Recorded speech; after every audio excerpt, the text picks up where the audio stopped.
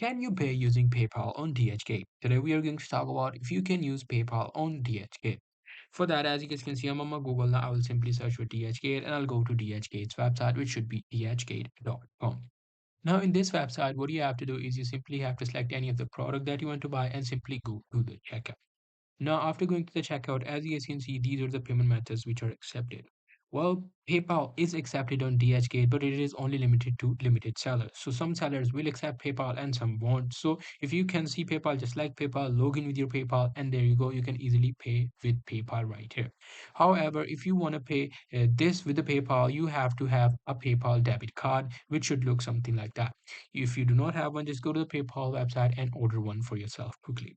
Now, this debit card can actually be used as a debit card. You just have to select that, and there you go. You will easily be able to put your PayPal debit card to pay using PayPal.